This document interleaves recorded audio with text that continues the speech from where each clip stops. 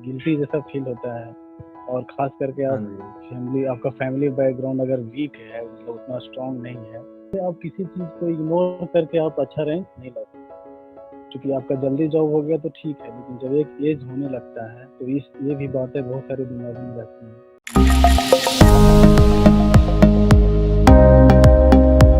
Hello friends, welcome to love goals academy. Thank you so much for joining us. और आज हम अपने platform पे बात करने वाले हैं गवर्नमेंट जॉब और कम्पिटिटिव एग्जाम की तैयारी के बारे में, बिकॉज भाई भारत की मैक्सिमम जनता यही काम कर रही है। आज हमारे प्लेटफॉर्म पे जो स्पीकर आ रहे हैं नीतीश कुमार सर, जो अभी एस्टिमेटिंग ऑफिसर हैं एट गोपालगंज डिस्ट्रिक्ट बिहार इन minor water sourcing department.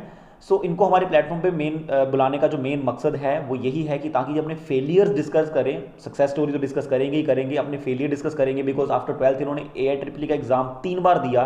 Then इन्होंने IIT भोपाल से अपनी बीटेक पास करी। आफ्टर दैट इन्होंने बहुत सारे एग्जाम दिए और बहुत सारे एग्जाम में फेलियर हुए। आई थिंक 4-5 एग्जाम्स में ये फेल हुए।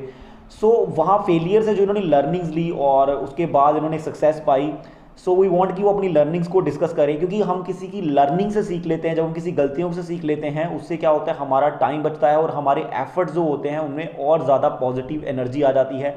हम अपने एफर्ट्स को और अच्छे से कर सकते हैं। आई होप कि आज आप पूरी वीडियो देखोगे। आप पूरी वीडियो देखना, एक्चुअली में पूरी वीडियो सुनना, अच्छे से हर पॉइंट को नोट करना, ताकि आप अभी जो तैयारी कर रहे हो उसमें आपको हेल्प मिले और जो गलतियां सर ने करी हैं आप वो गलतियां रिपीट ना करो। बेटर है आप गलतियों से सीख लो। तो चलिए स्वागत करते हैं नीतीश कुमार सर का अपने प्लेटफॉर्म पे और शुरू करते हैं क्लास। फॉर ज्वाइनिंग अस और thank you so much for giving us opportunity कि आप हमारे प्लेटफॉर्म पे आए और आपने समय दिया है। सर, मैं मतलब सबसे पहले शुरुआत करूंगा कि लाइक आपने अपनी लाइफ में बहुत सारे फेलियर्स देखे हैं, लाइक जी। और कितने सारे टेस्ट में आपने कोशिश करी एंड देन आप फेल हुए, फिर आपने कोशिश करी। It's long journey. मतलब जब आप फेलियर को फेस कर रहे थे और आज जितने भी स्टूडेंट्स हैं जो गवर्नमेंट एग्जाम की तैयारी कर रहे हैं या किसी एग्जाम की भी तैयारी कर रहे हैं, जो फेलियर फेस करते हैं तो शायद वो बहुत ही समटाइम डिसअपॉइंटेड हो जाते हैं। तो आपने उस समय कैसे अपने आप को स्टेबल रखा है, कैसे अपनी मेंटल स्टेट को स्टेबल रखा उस समय आपने? सबसे पहली बात ये है कि लोग तैयारी करते हैं और लास्ट स्टेज में जब उनका पूरी तरह से मतलब प्रिपरेशन हो जाता है, तो वो जॉब होने के जस्ट पहले का स्टेज होता है। वो जो स्टेज होता है वो सबसे ज़्यादा टॉर्चर का, सबसे ज़्यादा मेंटल टॉर्चर का स्टेज स्टेज रहता है। कि जनरली बच्चे लोग क्या करते हैं कि वही लास्ट स्टेज में जाके छोड़ देते हैं, जब वो एक लेवल अचीव कर लेते हैं। वही मेरे साथ हुआ था, जो एग्जाम में बैठता था, किसी में 2 नंबर से नहीं हो रहा है, किसी में 1 नंबर से नहीं हो रहा है, तो वहाँ पे लोग बच्चे फ्रस्ट्रेट हो जाते हैं। फिर लगता है कि मेरे से नहीं हो पाएगा, मतलब। लेकिन अगर वो जो उस फ्रस्ट्रेशन को अगर कोई झेल लेता है तो फिर उनको जॉब मतलब हो जाएगा। ये चीज़ है, कभी हिम्मत नहीं हारना है। अगर लगेगा, जिनको लगेगा कि मतलब हो जाएगा मेरा, थोड़ा सा और मेहनत करेंगे तो फिर उनका हो जाएगा, ऐसा कुछ नहीं है। लेकिन बस यही है कि मतलब ये वो लास्ट होता है स्टेज में ना, रखनी है। फैमिली इश्यूज बहुत ज्यादा हो जाता है। मतलब जो फ्रस्ट्रेशन होती है फैमिली की तरफ से ज्यादा हो जाती है। मतलब कि फैमिली की इतनी एक्सपेक्टेशंस होती हैं कि अरे कब तुम जॉब क्लियर करोगे, और कभी आपको लगता है कि यार ये मेरा आखिरी एग्जाम है, अब इसके बाद क्लियर नहीं हुआ तो मेरी शायद जिंदगी खत्म हो जाएगी। कई बार बच्चों के दिमाग में ये वाली बात बहुत ज्यादा रहती है। तो आप थोड़ा एक्सपीरियंस बताएंगे अपना कि उस समय आपकी फैमिली सिचुएशन कैसे चल रही थी, दोस्त कैसे बात कर रहे थे आपसे, और आप उस समय कैसे उन सबको हैंडल कर रहे थे? सबसे पहली बात है कि एज के साथ एक मतलब जॉब लेना ज़रूरी रहता है। अगर आपका जॉब समय के साथ हो गया, मतलब एक सर्टेन एज में हो गया तो अच्छी बात है। लेकिन जैसे ही हम्म। मतलब आपका एज थोड़ा ज़्यादा हो जाता है, तो बहुत सारे फैमिली की तरफ से भी वो मतलब कि अपना अब खुद अच्छा नहीं लगता है। लगता है गार्जियन का मैं इतना दिन से पैसा मतलब वो कर रहा हूँ, गिल्टी जैसा फील होता है। और ख़ास करके हाँ जी। आपका फैमिली बैकग्राउंड अगर वीक है, मतलब उतना स्ट्रॉन्ग नहीं है, तो और एहसास होता है इस चीज़ का कि मतलब कि जल्दी से जल्दी जॉब लेना चाहिए, तो वो एक प्रेशर रहता है। दूसरी बात ये है कि अगर आपका ज़्यादा एज हो रहा है तो कहीं न कहीं दिमाग में रहता है, शादी-विवाह का भी रहता है कि जल्दी से शादी होनी चाहिए। तो ये भी हम्म। एक प्रेशर रहता है। चूँकि आपका जल्दी जॉब हो गया तो ठीक है, लेकिन जब एक एज होने लगता है तो ये भी बातें बहुत सारे दिमागों में रहती हैं। लेकिन मेरे साथ एक एडवांटेज ये था कि मेरा फैमिली की तरफ से प्रेशर उतना नहीं था। एक होता ना है कि बेटा तुमको ये करना है वो करना है, ऐसा कुछ नहीं था। मेरे फैमिली हम्म। थोड़ा सपोर्टिंग नेचर के थे। मेरी माँ अक्सर कहा करती थी कि अगर तुम्हारा जॉब नहीं भी होगा तो तुम्हारे अंदर इतना दिमाग है कि तुम ट्यूशन भी पढ़ाओगे तो मतलब कि अच्छा पैसा कमा सकते हो, और अच्छा मतलब कि वो अपना फैमिली का केयर कर सकते हो पैसा कमा के। तो ये एक मेरे साथ प्लस पॉइंट था। तो गार्जियन को हम्म। ज़्यादा प्रेशर भी नहीं देना है, ये भी ध्यान रखना है मेरा। हाँ जी, हाँ जी। तो मतलब मैंने देखा है कि आपका गेट रैंक बहुत अच्छा है, और फिर आप मतलब उसके बाद मतलब एक होता है ना कि आपने एक टाइम पे एक कुछ एग्जाम थे उनको बहुत अच्छे से क्रैक किया, फिर उसके बाद एक सीरीज ऑफ फेलियर। तो आदमी को लगता है यार ये क्या हो रहा है, मेरी शायद किस्मत खराब हो रही है। लेकिन कुछ बच्चे होते हैं जो बहुत ब्रिलियंट होते हैं, और फिर अचानक उनको फेलियर्स देखने पड़ते हैं, एंड घर वाले भी उस चीज को बर्दाश्त नहीं कर रहे होते। जैसे मेरा एक स्टूडेंट है, तो वो हर दिन मतलब हर दिन मेरे उसका क्वेश्चन मेरे से रहता है, अरे मैं भैया मेरा समझ नहीं आ रहा, मैं कैसे पढूं, किस तरीके से। तो मतलब मैं जानना चाह रहा था कि जैसे आपने एक पैटर्न फॉलो किया होगा, मतलब जब भी आप तैयारी कर रहे थे तो आप कुछ पैटर्न फॉलो कर रहे थे। जैसे मैक्सिमम बच्चों को ये समझ में नहीं आ रहा होता कि स्टार्ट कहाँ से करें, सारा ही पढ़ लें एक ही साथ। जैसे एक एग्जाम दे लिया, अब उनको लगता है कि सारा पढ़ लें एक साथ, कि थोड़ा थोड़ा पढ़ लें, कि एक सब्जेक्ट पढ़ें कि दो सब्जेक्ट पढ़ें। ये बहुत कंफ्यूजन रहती है बच्चों में कि पढ़ाई कैसे करें, पैटर्न क्या रहता है पढ़ाई एग्ज़ाम, का वो। अच्छी बात, अच्छा अच्छा क्वेश्चन है। एक्चुअली में हम्म। दो तरह का एग्ज़ाम होता है हमारे लाइफ में। एक एग्ज़ाम तो ऐसा होता है जिसमें हमको सारा क्वेश्चन बनाना रहता है। जैसे कि टेंथ में किसी का 99% आता है, किसी का 98% आता है, तो वहाँ पे आपको सारा क्वेश्चन बनाना रहता है। और कुछ हम्म। एग्ज़ाम ऐसे होते हैं जहाँ पे आपको सारा क्वेश्चन बनाना नहीं रहता है। जैसे आईआईटी हो गया, उसमें अगर 40% भी अगर आपका नंबर आया है तो हो जाता है। तो वो एग्ज़ाम के हिसाब से आपको स्ट्रेटजी डिसाइड करने होते हैं। गेट एक आज के डेट में एक ऐसा एग्ज़ाम हो गया है कि जिसमें आप किसी चीज़ को इग्नोर करके आप अच्छा रैंक नहीं ला सकते।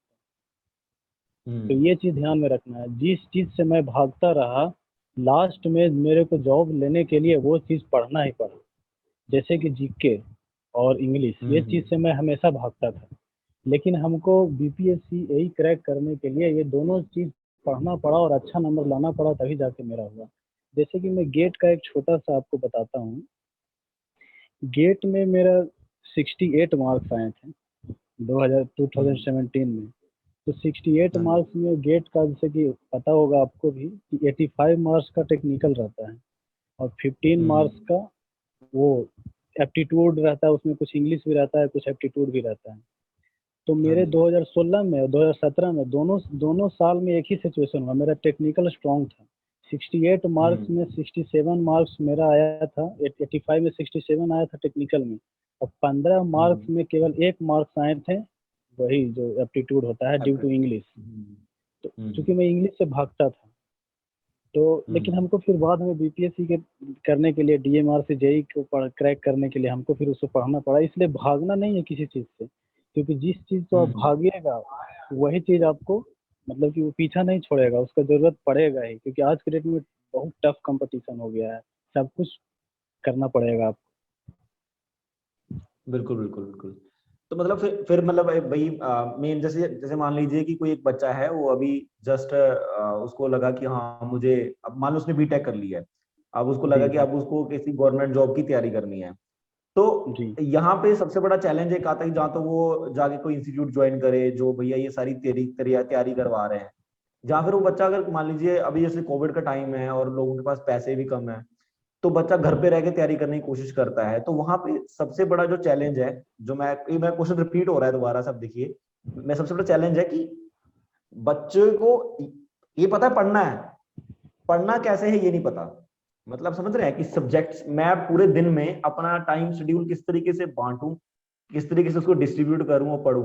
बिकॉज 6 महीने का मान ले, 6 महीने का गैप है, फिर भी हम रश में हैं, भाग दौड़ में है कि कैसे फटाफट फटाफट खत्म कर ले। वो एक मतलब एक एंग्जाइटी रहती है माइंड में। तो उस चीज को कैसे हैंडल करें, या उस चीज को आपने किस तरीके से प्रैक्टिस में लेके आया था, वो थोड़ा जानना चाह रहा था आपसे। ये भी बहुत अच्छा क्वेश्चन आपने पूछा है। हम्म, जैसे मेरा पढ़ने का तरीका ये था कि मैं सुबह उठता था तो पूरे दिन का शेड्यूल सेट कर लेता था कि हमको रात को हम्म। सोने से पहले तक इतना कर लेना है। और उसको, उस शेड्यूल को मैं दो पार्ट में बांट देता था। एक पार्ट रहता था इसेंशियल शेड्यूल, और दूसरा था कि ऑप्शनल शेड्यूल।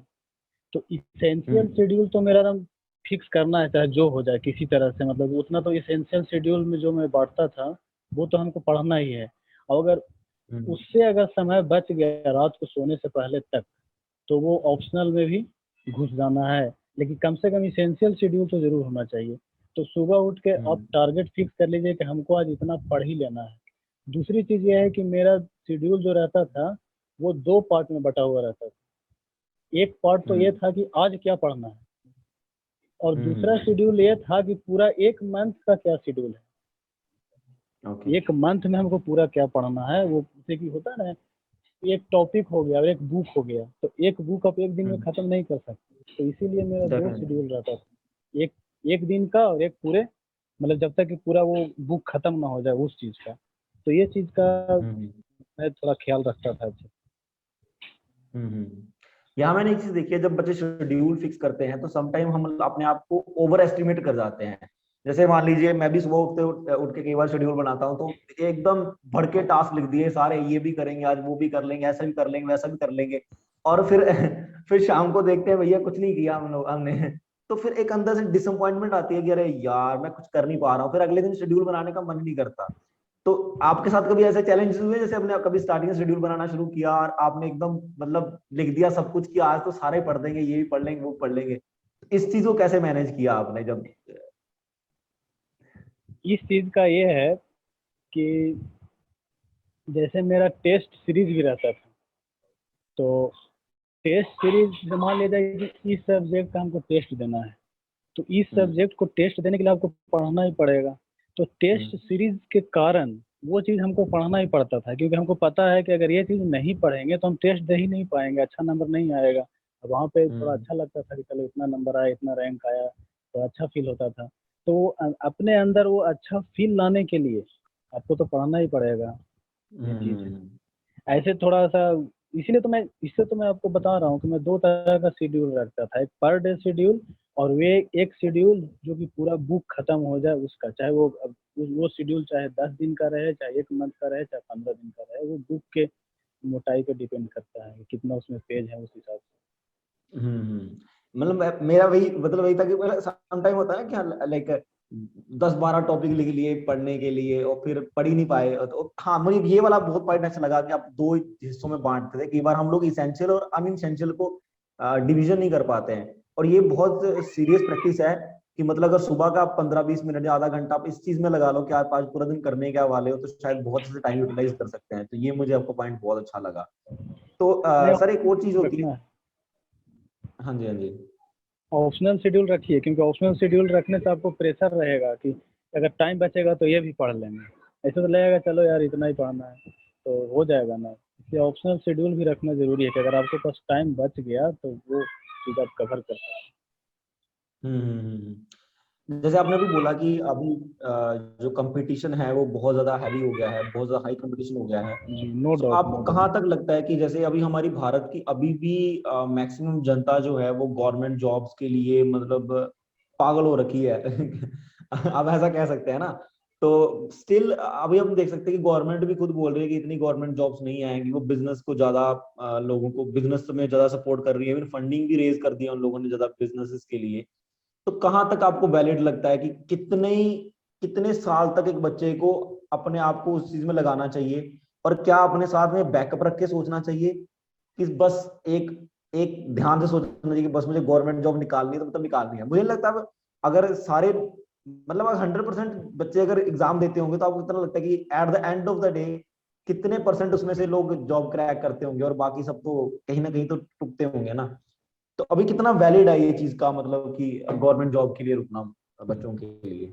जैसे इंडिया की बात की जाए तो इंडिया में 1% लोगों के पास सरकारी जॉब है, बाकी 99% जो अपना गुजारा कर रहे हैं, चाहे तो बिजनेस करके या प्राइवेट कर जॉब करके या दुकानदार जैसे भी हो जाए, या मतलब खेती करके, तो सारे लोग का तो जॉब हो नहीं सकता है। आप कितना भी पढ़ हम्म। लीजिएगा तभी तो आपको 1% में ही आना पड़ेगा। बिल्कुल तो बिल्कुल। इसीलिए सबसे पहले अपने अंदर देखिए कि हम इस चीज़ को कर सकते हैं कि नहीं। ये चीज़ भी सही है कि आप मेहनत के बल पे आप कुछ भी कर सकते हैं, अगर आप बहुत ज़्यादा मेहनत कीजिएगा। जैसे कि मेरा AI EEE का रैंक देख लीजिए, जो कि आज जेई मेंस है। मैं वो हाँ जी, हाँ जी, 5 लाख रैंक से 17,000 रैंक तक पहुंचा हूँ। बहुत ज्यादा हाँ मेहनत जी, हाँ जी, करके। हाँ जी, मैंने देखा 3 अटेम्प्ट किए लेकिन आपने, फिर आप तीनों। हाँ, लेकिन ये है कि उसके लिए आपको बहुत ज़्यादा डेडिकेशन का जरूरत पड़ेगा। सब कुछ आपको छोड़ना पड़ेगा, केवल पढ़ाई करना पड़ेगा। लेकिन अ, सबके बस की बात नहीं है ये चीज़। सब कोई ऐसा नहीं कर सकता, इसलिए ऑप्शन रखना भी जरूरी है। सबका सरकारी जॉब तो हो नहीं सकता है, बिल्कुल इसलिए बिल्कुल। दूसरे ऑप्शन भी रखें जिस चीज़ में मतलब आपको इंटरेस्ट रहे, प्लस आपके पास रिसोर्सेस अवेलेबल हों। ये भी चीज़ का ध्यान रखना पड़ता है। आपको इंटरेस्ट है, मान लिया जाए कि MBBS डॉक्टर बनने का विदेश से, लेकिन उतना पैसा आपके पास भी होना चाहिए। तो इसलिए हम्म। इसके लिए बहुत बड़ा बिजनेस करने का तो रिसोर्सेस अवेलेबिलिटी के हिसाब से आप दूसरे ऑप्शन भी रख सकते हैं, क्योंकि सबका तो सरकारी जॉब हो नहीं सकता। हम्म।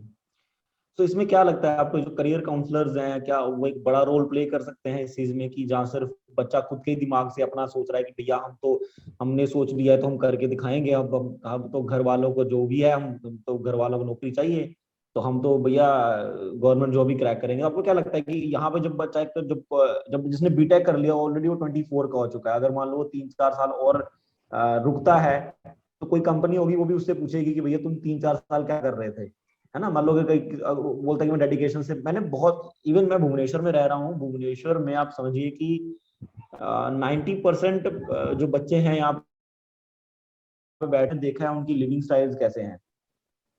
तो यहाँ पे उन लोगों को मतलब क्या है, वो मतलब जो इंस्टीट्यूट वाले हैं वो उन बच्चों को बेवकूफ बना रहे हैं, जहाँ पे बच्चे खुद बेवकूफ बन रहे हैं। हाँ, क्या मतलब समझ नहीं आता कुछ की, मतलब जब वो 1%, मतलब 1% के लिए लड़ाई हो रही है, और और लड़ने के लिए ऐसा नहीं कि लाखों में करोड़ों में लोग हैं, तो क्या वो बच्चे खुद को बेवकूफ बना रहे होते हैं, कि इंस्टीट्यूट वाले उनको इस तरीके से इनकरेज कर रहे होते हैं कि भैया कोई बात नहीं, हो जाएगा, तुम लगे रहो करते रहो जो भी करना है। ये बात कहना तो एक हद तक सही है कि अगर आप लगे रहेंगे तो नकल होगा ही। लेकिन हम्म बात वही वही आ जाती है कि उसके लिए आपको 100% डेडिकेशन चाहिए, 99% भी नहीं। अगर 1% भी अगर हम्म आप लैग करते हैं तो आज के डेट में सरकारी जॉब आपको नहीं होगा विथ मेरिट, मतलब मेरिट से। इसलिए सबका तो होना है नहीं। इसलिए अगर कुछ हम्म मतलब वैसा ऑप्शन अगर आता है, जहाँ तक बिजनेस की बात है तो इंडिया में सबसे बड़ा प्रॉब्लम यह है कि बिजनेस पे लोग फेथ नहीं करते हैं, और किसी भी चीज़ पे फेथ करना बहुत ज़रूरी है, विश्वास करना ज़रूरी है। तो ये एग्जैक्टली। चीज़ कैरियर काउंसलर ही करवा सकते हैं, इस चीज़ को फेथ दिलाना का हाँ जी, मतलब विश्वास दिलाना। बिल्कुल बिल्कुल। हमारे बिकॉज हमारे इंडिया में बहुत बड़ा लैग है इस चीज का, कि जैसे एक बच्चा साइकोलॉजिस्ट के पास नहीं जाता है ना उसकी दिमागी बीमारी के लिए, वैसे वो काउंसलर के पास भी नहीं जाता है कि भैया हमें बताइए थोड़ा, हम थोड़ा भटक गए हैं अपने पाथ से कि कैसे करना है। हम ट्रेडिशनल तो फॉलो करते हुए आ गए, 12th क्लास कर ली साइंस में, बीटेक कर ली हमने मैकेनिकल में, जा किसी लेटर में, या फिर जैसे भी है बीटेक कर लिया हमने। अब इसके बाद क्या करें, नौकरी तो नहीं लग रही है, क्या करें, हम घर वाले बोल रहे हैं सरकारी नौकरी अच्छी होती है। तो बिजनेस बिजनेस हमारे यहाँ पे ऐसा हो गया कि जो बंदा अनपढ़ है वो बिजनेस करता है, मतलब यही यही जनरली अभी। मेंटलिटी चेंज करने की जरूरत है। हाँ, यही एग्जैक्टली मेंटलिटी exactly। चेंज करने की जरूरत है एक्चुअली। और हम अभी अभी हम लोग, कुछ लोग कुछ टाइम से हम लोग अभी, जैसे लास्ट मैंने एक वीडियो भी डाली थी, और कुछ टाइम से हम ये भी अवेयरनेस देख रहे हैं कि ये आजकल जो बिजनेस कोच आए हैं, या बहुत सारे बिजनेस के आजकल टीचर्स आ गए हैं, तो ये भी बच्चों को बेवकूफ बना रहे हैं किसी ना किसी तरीके से। बिकॉज बिजनेस भी एक ऐसी चीज है जहाँ पे आके आपको 1-2 साल सीखना होता है, स्ट्रगल जी। करना होता है, और उसमें पैसा लगता है, और आप फेल होते हो। तो ये चीज बच्चों के उनको लगता है कि सर बिजनेस में ये वो करोड़पति बन जाएंगे, एकदम रिच, अमीर हो जाएंगे। सर एक और हम्म, चीज होती है, जब कोई बच्चा कम्पिटिटिव की तैयारी कर रहा होता है सबसे, बिकॉज हम यंग एज में होते हैं, एंड मतलब जैसे मान लो गर्लफ्रेंड वगैरह होना, और जब जी हर बिल्कुल। हर बंदे की, हाँ हर बंदे की गर्लफ्रेंड है, और हर कोई चाहता है कि उसकी गर्लफ्रेंड हो। तो मैंने ये चीज देखी है कि लाइक समटाइम हम लोग उस फेज से बाहर ही नहीं निकल पा रहे होते। तो जब हम ऐसी कंडीशन में होते हैं, जैसे मान लीजिए मैं हूँ और मैं कम्पिटेटिव की तैयारी कर रहा हूँ, बट मान लीजिए मेरे को लड़की ने छोड़ दिया है, जहाँ फिर हमारा रिलेशनशिप था, अब मैं अपने दिमाग से उस चीज को निकाल नहीं पा रहा हूँ। तो ऐसी सिचुएशन में मुझे क्या करना चाहिए, मुझे ऐसे सोचना चाहिए कि मैं बस लगा रहता हूँ भेड़ चाल में, जहां मुझे एक मतलब किस तरीके से अपने फ्यूचर को सोचना चाहिए इस सिचुएशन में। बिकॉज मैं अपने दिमाग से क्योंकि मेरे हिसाब से वो ऐसी अटैचमेंट है जिसको एक बच्चा जल्दी से निकाल नहीं पा रहा होता। ऐसी सिचुएशन में एक बच्चे को क्या करना चाहिए, किस तरीके से अपने फ्यूचर को सोचना चाहिए?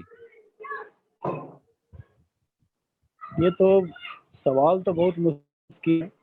और मैं जो आपको बताने वाला हूँ, आज का जनरेशन इस चीज़ पे विश्वास भी बहुत कम करता है। वो है स्पिरिचुअलिटी। हम्म हम्म स्पिरिचुअलिटी, अगर आप इस चीज़ का सहारा लेते हैं तो इस चीज़ से आप बाहर निकल सकते हैं। लेकिन वही है ना कि आज का जनरेशन इस चीज़ को नहीं मानता है। उसको समझाना बहुत टफ काम है ये चीज़। हम्म लेकिन अभी इस चीज़ का सहारा लेंगे तो बिल्कुल आपको रियलिटी समझ में आएगी कि क्या है कैसे है। और ये भी देखना है कि हमारे गार्जियन कितनी दिक्कत से, कितने प्रॉब्लम से मतलब हमको पैसा भेज रहे हैं। उस चीज़ का, पैसे का हम कितना यूज कर रहे हैं, कितना मिस यूज कर रहे हैं, ये चीज़ भी अपने अंदर होना चाहिए। गार्जियन को भी चाहिए कि मतलब कि पैसा ऐसे नहीं कि जितना बोले उतना दे दें। गार्जियन का भी बहुत बड़ा हाथ होता है।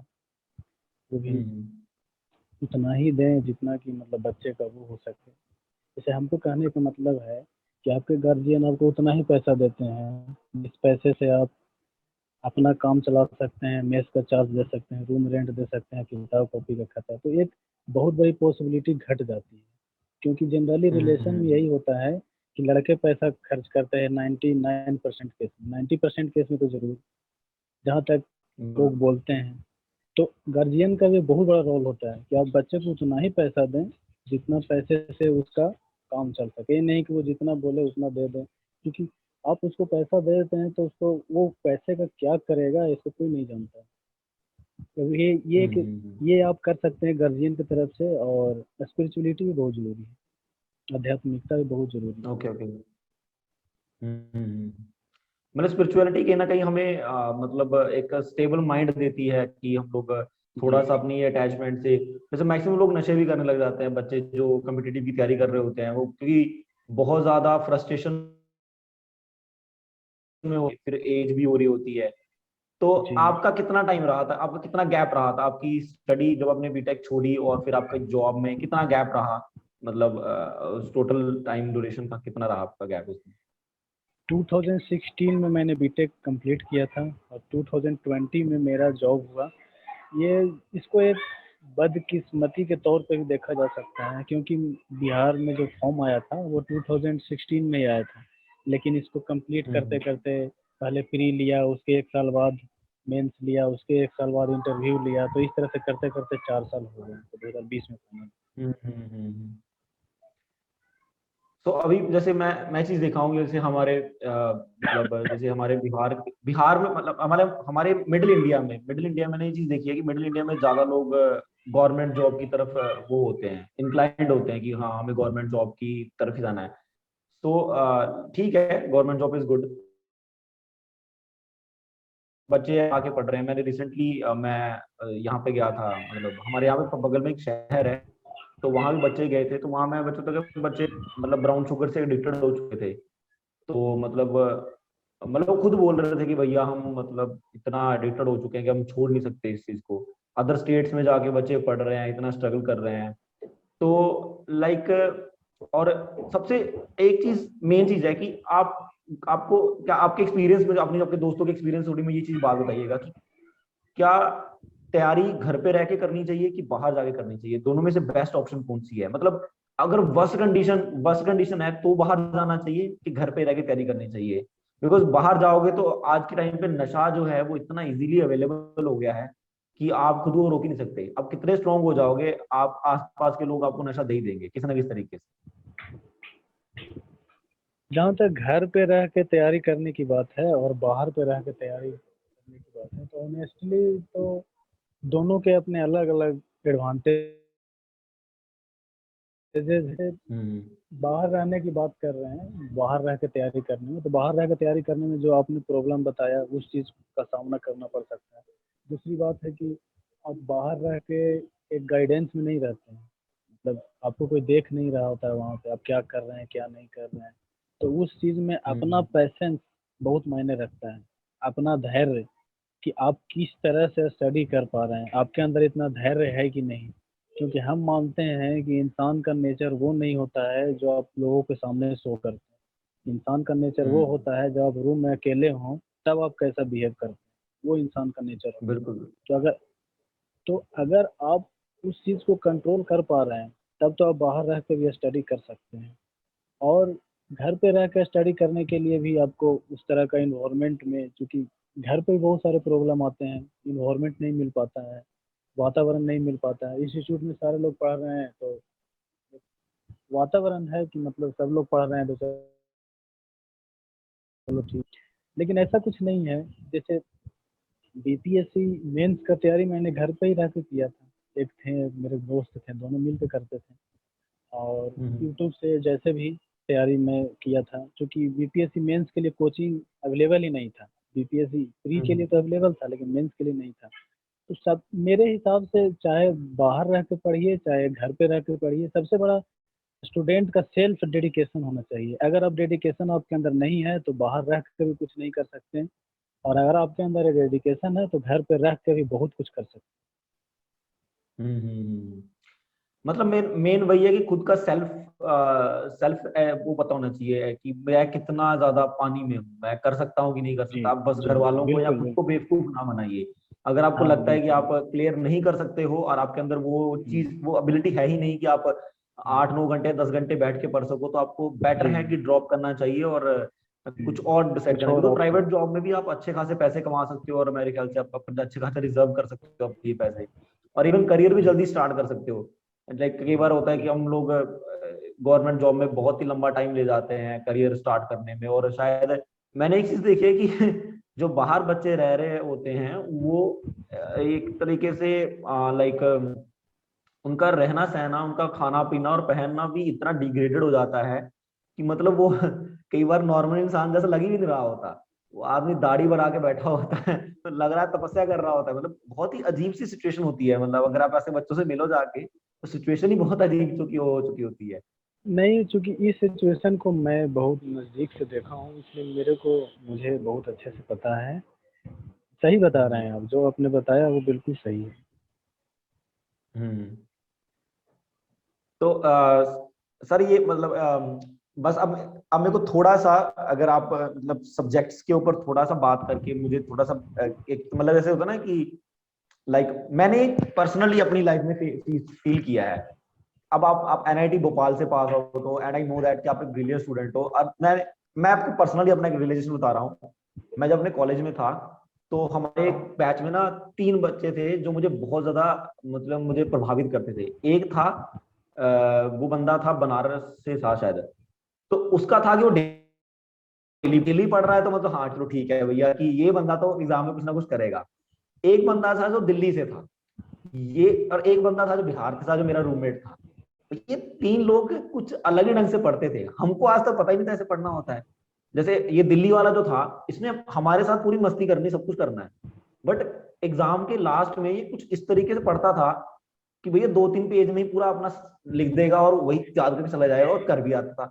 फिर दूसरा बचता था मेरा रूममेट, वो पेपर पे तो नहीं लिखता था, उसके हाथ में जो आया वो उस पर लिख देगा, बट इनके पढ़ने का कुछ तरीका था इनके पास। मतलब जी मुझे हमेशा लगता था कि इन लोगों को ना, हमें एक्चुअली पढ़ना ही नहीं आता। मतलब हम क्या करते, किताब खोल लेते हैं, आप भैया पहला क्वेश्चन दूसरा क्वेश्चन पढ़ लिया तीसरा, मतलब हम समझ नहीं। पहले मैंने स्टार्टिंग में जो क्वेश्चन पूछा मैं फिर दोबारा से रिपीट कर रहा हूँ, बिकॉज मुझे पता है ये एक फिलोसफिकल, जैसे जैसे एक कहते हैं ना पढ़ने की फिलोसफी है ये।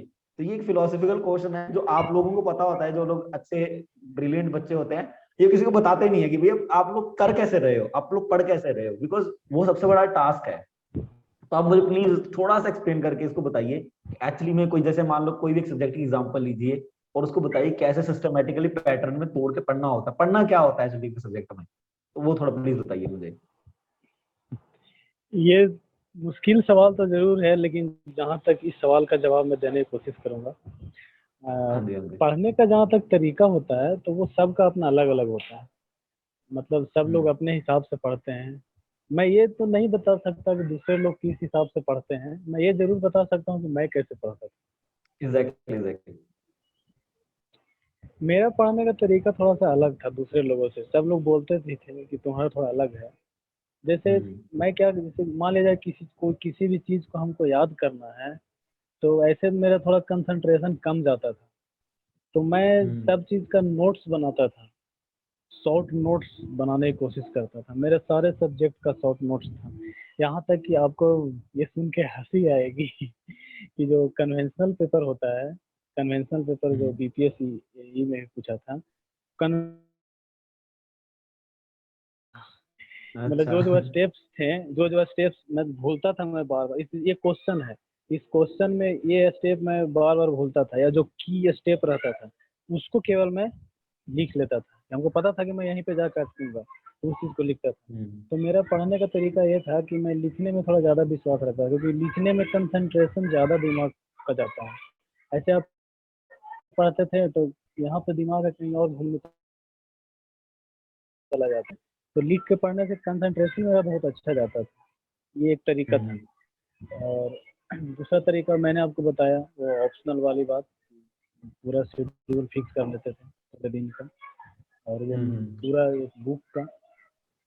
और एक जो की बात है वो ये है कि अगर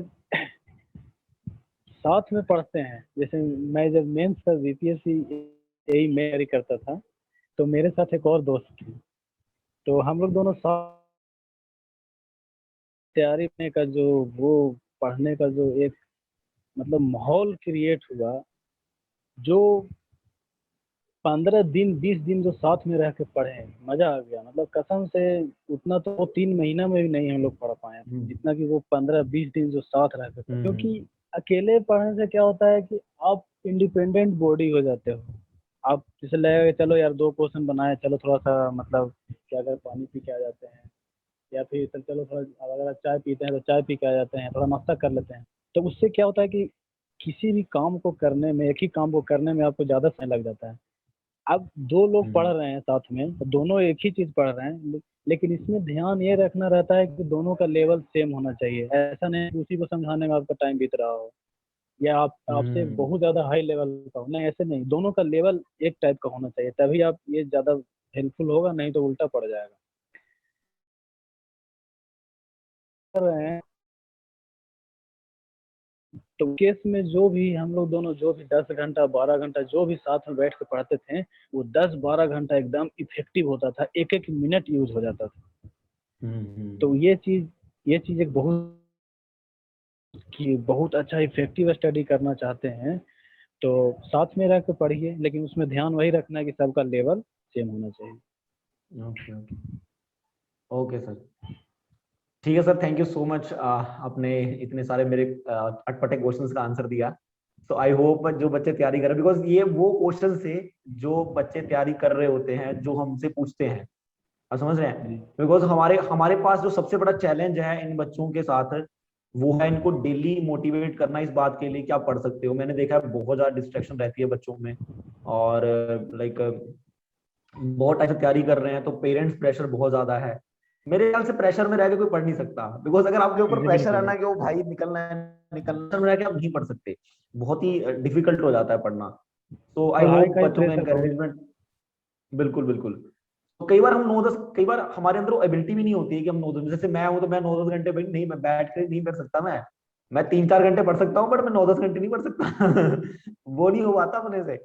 मतलब मेरे से अगर मतलब एक होता है, सबसे बेस्ट चीज मैंने आपसे सीखी कि लॉयल होना चाहिए। लॉयल्टी बहुत जरूरी है, खुद के प्रति लॉयल होना चाहिए। जैसे मैं, मेरे को पता है मेरी औकात नहीं है भैया 12 घंटे पढ़ने की, तो मैं सीधा बोल सकता हूँ कि भाई मैं गवर्नमेंट जॉब नहीं करा सकता, मैं तो 4 घंटे पढ़ता हूँ। 12 घंटे नहीं अपने से होगा। आप पर बैठ नहीं सकता मैं इतनी देर तक। तो वो लॉयल्टी बहुत फैक्टर आई थिंक प्ले करता है इस चीज में। और अगर आप लास्ट में कुछ इंक्लूडर पॉइंट्स बोलना चाहेंगे कुछ बच्चों को कि लाइक जो उनको मोटिवेट कर सके, जहाँ पर उनका लाइफ में थोड़ा सा गाइड कर सके। सबसे पहली बात तो ये है कि आदमी अपना लेवल देखना चाहिए। जैसे हम्म मेरे हमको पता है कि हम आईएएस ऑफिसर नहीं बन सकते, कितना भी मेहनत कर लें, इंटरेस्ट ही नहीं है, तो हम गलत डायरेक्शन में अपना एनर्जी लगा रहे हैं। दूसरा चीज ये है कि स्मार्ट स्टडी कीजिए, ज़्यादा पढ़ना मायने नहीं रखता है। किस कंटेंट से आप आदमी कोचिंग क्यों ज्वाइन करता है, बस इसी वजह से, क्योंकि हम्म कोचिंग वाले को पता है कि यही पूछेगा। तो आज के डेट में पढ़ना मैटर नहीं करता है, स्मार्ट स्टडी मैटर करता है। लोग कम पढ़ के भी अच्छा कर लेते हैं, ज़्यादा पढ़ने से कुछ नहीं होता है। दूसरी चीज़ ये है कि आपके पास कम पढ़ा हुआ रहना चाहिए, लेकिन जब आप एग्जाम हॉल में बैठ रहे हैं तो वो सारा चीज़ आपको याद होना चाहिए। एग्जाम में आप दिमाग लगा के क्वेश्चन सोल्व नहीं कर सकते, ये चीज़ ध्यान रखिए। बिल्कुल। आपका आप एग्जाम में आपका 40% ही दिमाग काम करता है, इससे ज़्यादा नहीं काम करता है। क्वेश्चन नया आएगा तो आपसे नहीं बनेगा, इसलिए सब कुछ का प्रैक्टिस ओह। पहले से होना चाहिए और बहुत अच्छा तैयारी करके जाइए, तभी जाके हो पाएगा। हम्म। और टेंशन नहीं लेना है। एक चीज़ और कि एग्जाम में जाके ये मत सोचिए कि अरे बाप रे, अगर ये नहीं होगा एग्जाम तो पता नहीं मेरा क्या होगा, मेरा फ्यूचर ये हो जाएगा, मेरी शादी कैसे होगी, मेरे घर वाले क्या बोलेंगे, जो भी है यही एग्जाम है, ऐसा नहीं। टेंशन लेस होकर दीजिए और हमेशा अपने पास ऑप्शन रखिए कि अगर इसमें नहीं होगा तो अगला वाला एग्जाम बच रहा है ना। ये चीज़, अगर इस चीज़ का टेंशन रखिएगा, जैसे बीपीएससी एई में होने का मेरा एक रीजन ये भी है कि मेरा आरआरबी जेई में पहले से एक बैकअप तौर पे एक जॉब रखा हुआ था कि चलो ये चीज़ नहीं होगा तो उसमें चले जाएंगे। तो ये एक दिमाग में रखिए, किसी एक पर्टिकुलर एग्जाम पे मत जाइए, हमेशा ऑप्शन रखिए, टेंशन लेस होकर एग्जाम दीजिए, नहीं कि जो भी है यही एग्जाम है मेरा, तब हो जाएगा। हम्म। और हिम्मत मत हारिए, सबसे बड़ी बात। Okay. Okay sir, thank you so much, आपने इतना समय दिया, और आई होप ये वीडियो कुछ बच्चों के लिए तो हेल्पफुल होगी, और कुछ बच्चों को इंस्पिरेशन मिलेगी आपसे कि मतलब कैसे हमें लाइफ में आगे बढ़ना है। Okay, thank you so much. Thank you.